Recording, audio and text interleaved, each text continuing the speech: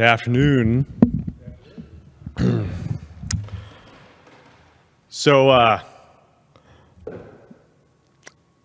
known Doug for a while, and I wasn't necessarily going to out him for this, but we have been in this little study group for a while, and he's the reason that I'm here today. And to Logan's point in his talk, where he said about actually making the phone call to invite someone in and to get to know them, Doug called me, and I did answer my phone in that moment. And I was in a good mood, and I said, yes, I'll give this talk. And I thought, why did I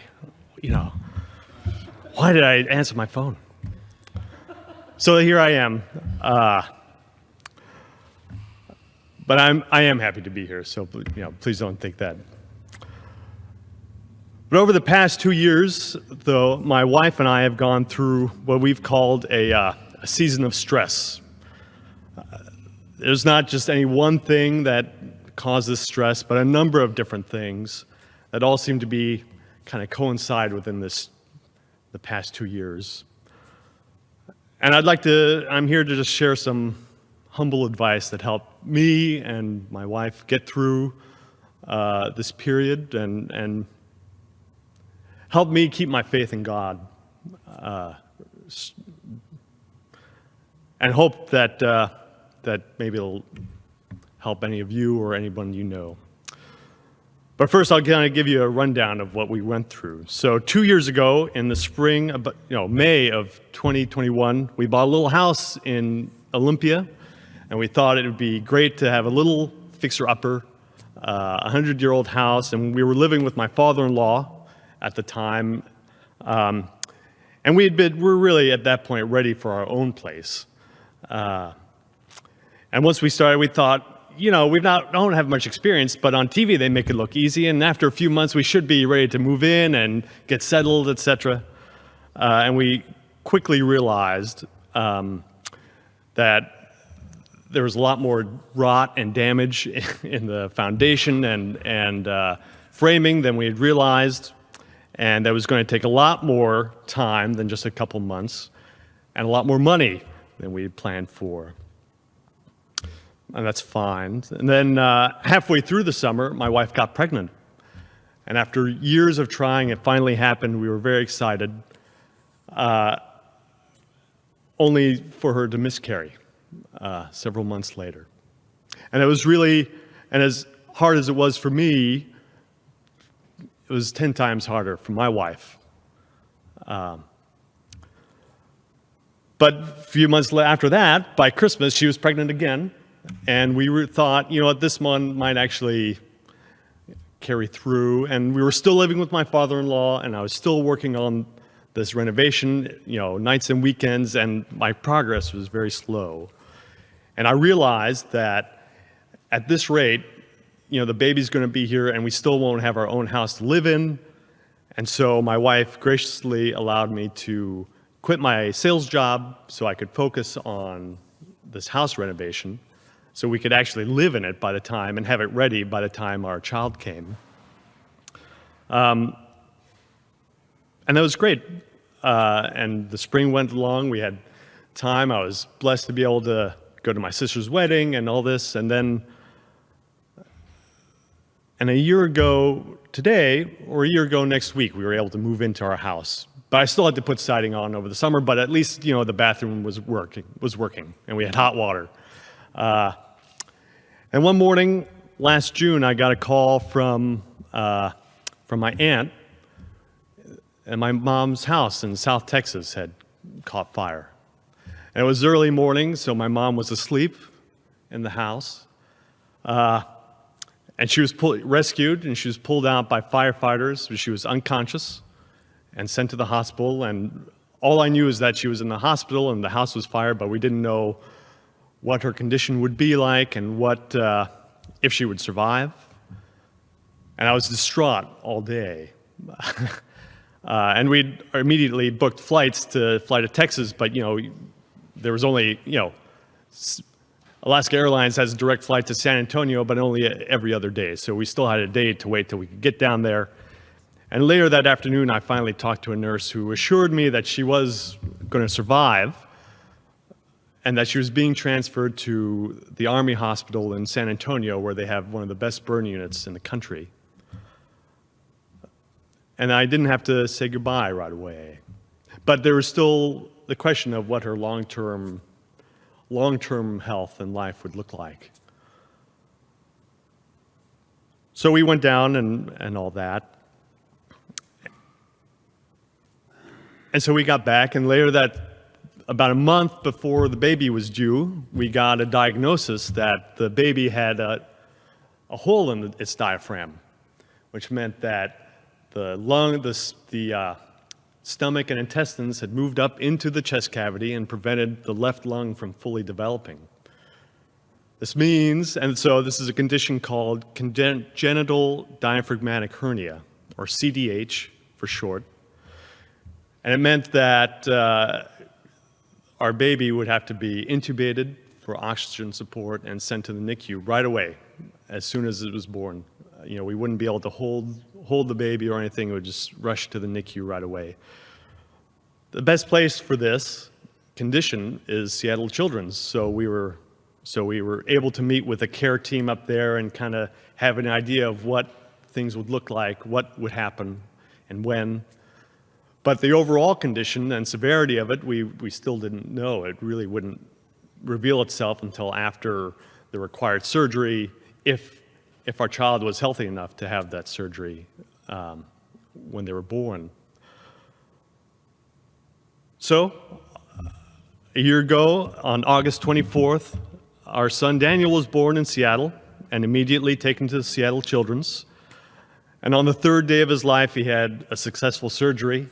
And after 49 days, a 49-day stay in the hospital, he was able to come home with us, which we were finally ready. We had the house ready, we had the crib, the siding was done, it was all done, and we could finally be home. And we could start being new parents.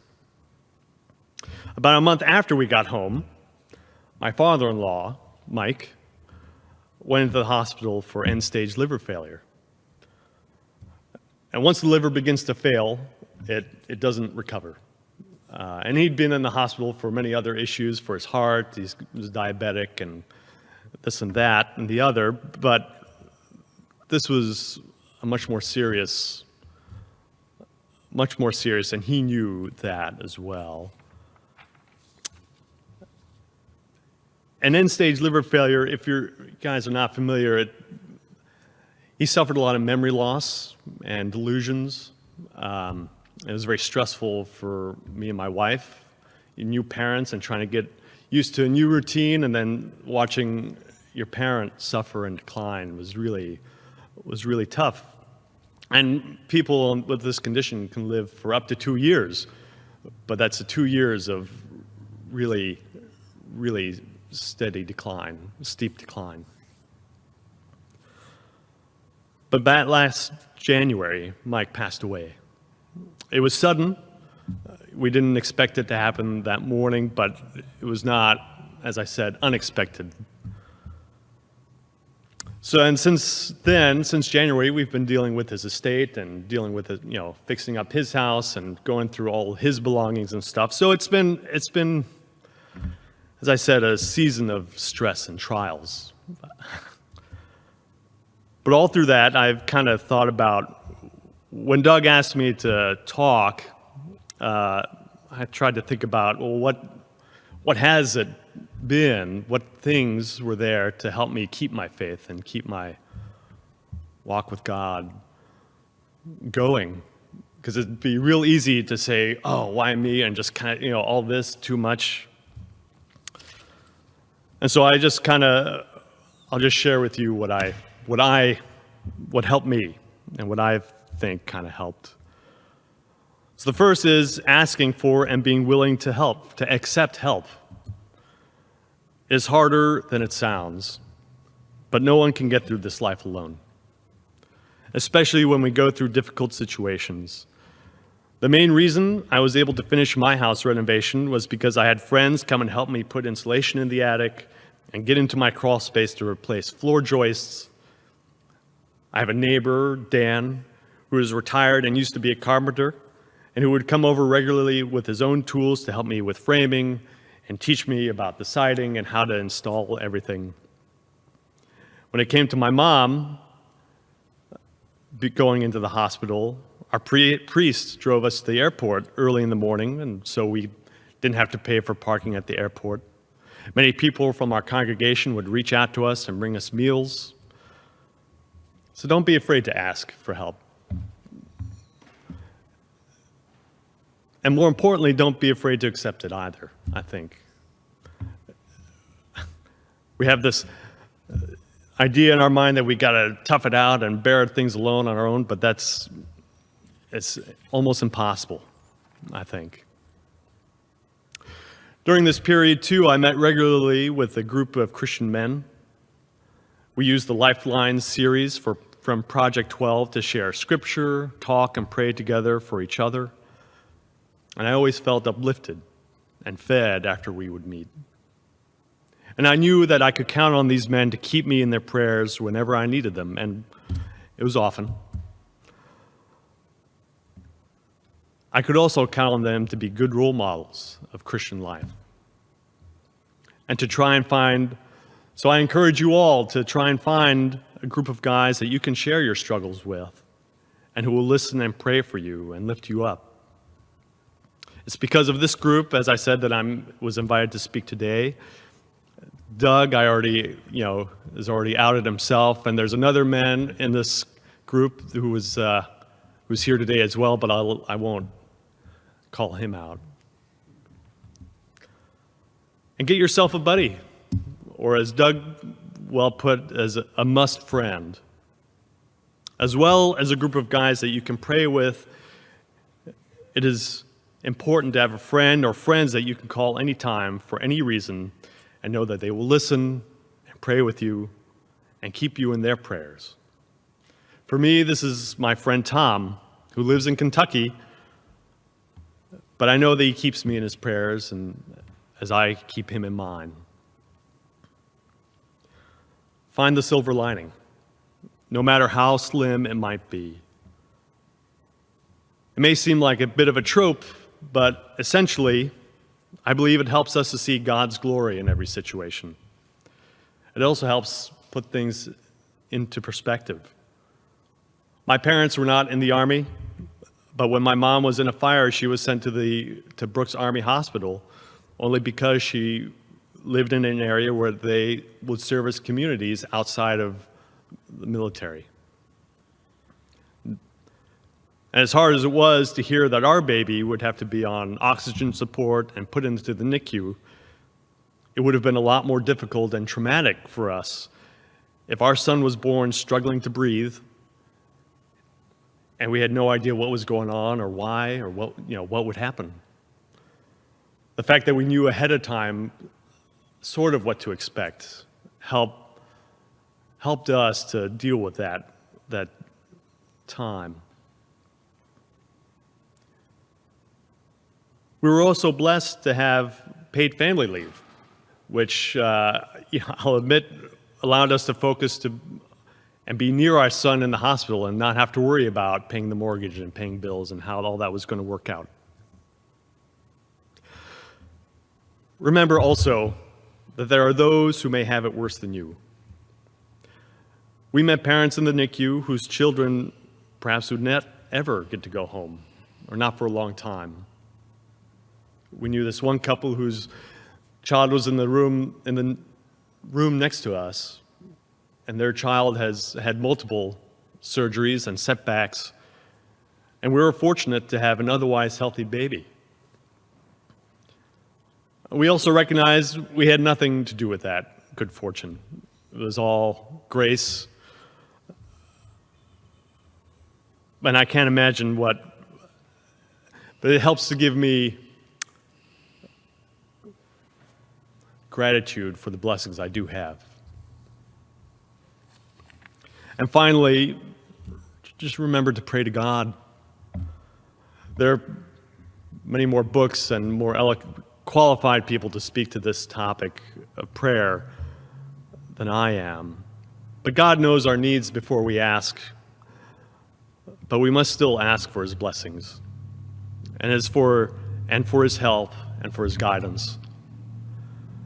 And I'm not always great at doing this, but I often found that just saying the Lord's Prayer in the car before work or in a quiet moment just kind of helped recenter me so that I could deal with what had to be dealt with. So as I said, this was kind of a season of trials. However, it was also full of blessings. You know, my mom is still alive, and she's been staying with us this past week, helping to care for my son. We have a new son who's very healthy, and when he gets upset, you wouldn't believe that he had any sort of lung issues. You know, I have a new home, essentially, that's ready, and I don't have to worry about doing any maintenance for quite a while. And a whole new set of tools, which is also fun. This season of trials and stress, though, has helped me to be more thankful for the many blessings that God has given me. And there are many. And to find those blessings despite all the stresses of the world and the trials that you might be going through, even though we don't deserve them, will help get you through things. And my prayer has been that these strategies might offer some help to you all in your own trials. So thank you.